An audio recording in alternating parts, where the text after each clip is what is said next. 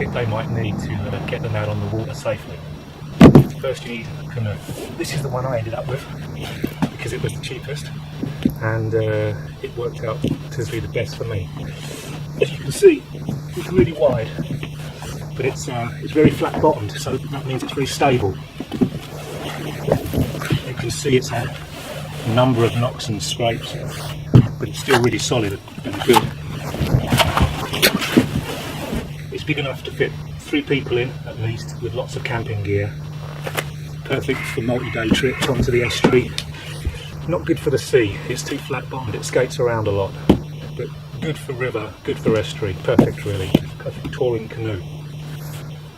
You need these inflatable little bags at the front and back in case you capsize. And also, you can see, there's a rope here just to tie up onto landing points and keep the canoe safe. These are the paddles I use. Carlisle, good wooden ones, very sturdy, aren't going to break easily. If I'm on rough water in the estuary, I just attach this to them. It's a simple cord that can go around your hand like that. So if the waves take the paddle, it's still going to be connected to you. That's a good idea for beginners. Sometimes the putting in point is a long way from your car, so you need to transport this canoe from the car to the river.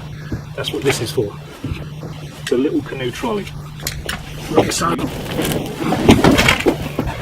And then you can move anywhere you want. It's really easy. Just remember that when you're moving the canoe like that, pile all the gear up this end and it will make things much easier. This is a really great canoe, but it weighs a lot, about 32 kilos. Now, that creates a problem if I'm loading up the car sometimes.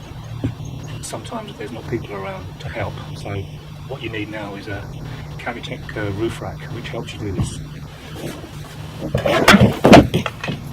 Basically, this is the Kari rack. It fixes like a normal roof rack.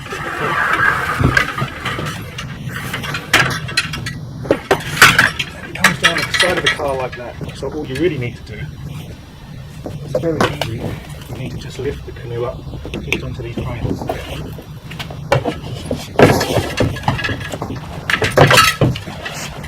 And that's something most people can handle, pretty easy. Yeah, all you need to do is slot these through, put in a strap through the little holes here. There's one on either side.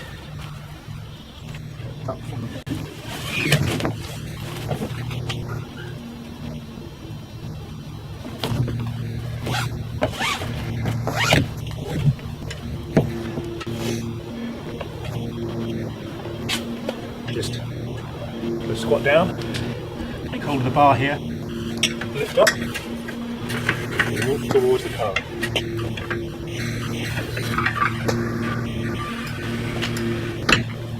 There we have it. Just going to put these safety pins in, stops the rack moving around while driving.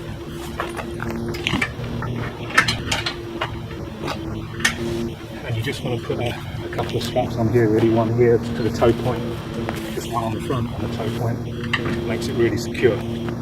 Great rack. So now I'm going to get onto the subject of clothing. I first started out, I've got this very bulky wetsuit. I thought I'd need that. But you don't need a wetsuit for canoeing, even on the estuary really. What you need is clothes like this. These are Columbia clothing. They're protection against the sun, and they're also bug proof. They're very light, they feel great. That's for footwear. That's what I used to wear too. Some waterproof boots, but they're uncomfortable and tight, so I don't use those. Just an old pair of trainers is perfect. Now, if I'm in the open estuary, I'll wear this. It's a life jacket. So that's fairly essential. But if I'm on a river, which is calm, I don't need that. I'll wear, if it's slightly chilly in the morning, is this bit of Musto kit. It's really lightweight, really comfortable, really does the job, keeps you very warm. Alright. and of course a hat, just any old hat, as long as it's got a big brim on it, because the sun is going to come down and back off the water and you get a lot of sunburn, so you want to try and cut that down a bit. So broad brim hat is a good idea. Now in cold weather, there's nothing better than this Musto smock. It's completely waterproof, it's got a fleece lined collar, completely Gore-Tex, a nice front pocket. You can store your phone in here, anything you want. I keep an emergency small knife. It's a good idea, just in case you were to capsize, you'd have something to work with. You have to make a fire. There's also this front pocket, which on the inside is a place to keep your gloves. And that's also, you can see, fleece lined, very warm on a cold day.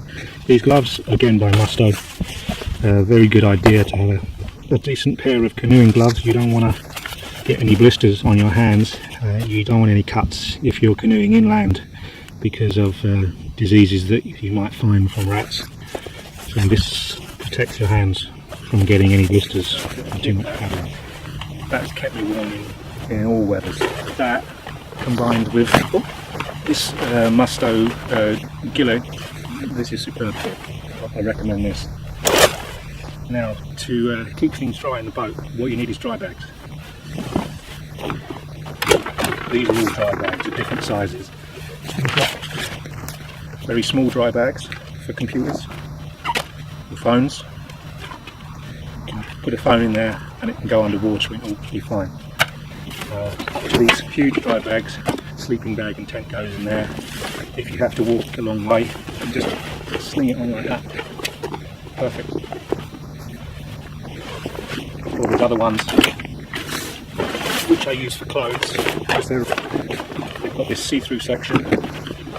Always quite good if you've got loads of bags to be able to see in them like that. This is the final one I use. These are all by SealLine. If these were to drop out of the canoe, they just float, and they're completely watertight, so they're great. Essential. Another bag I use is by Musto also. Everything that needs to keep dry, camera gear can go inside.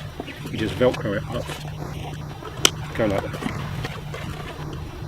and you're completely waterproof. Even if you capsize, it's going to keep your kit dry. The final thing I'm going to show you, if you're on camping trips, food is essential. There's 2 stoves I'll take normally. If I've got plenty of room in the canoe, I'll take this Coleman 2-burner stove. What to do with the Coleman 2-burner is fix the gas tank on like that, and then you have these 2 burning points here, which is superb for more complex campfire cooking. You can have the pasta here and the sauce going up away here, so it's all ready at the same time, or sausages, eggs and beans. If you haven't got the room, then what I take is this little MSR stove. It runs on petrol, so unleaded, and it's only it's basically that big. This plugs into the gas cylinder, and you've got a superb burn. The boiling time on this is about 2 minutes for a litre, which is incredible. It's really, really quick. You need to keep all your stuff in one place. Your spices, your cutlery, salt, pepper, a few other things. So I just use this toolbox. It's just an average toolbox. Knives, forks, barbecue spits, scissors. You take this out, you've got space.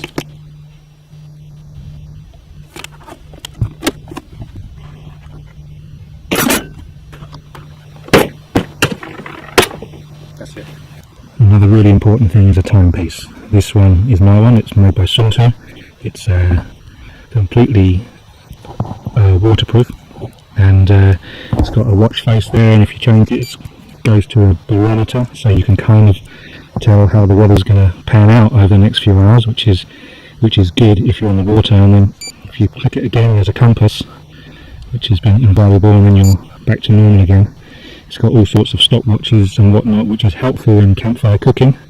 So yeah, Musto.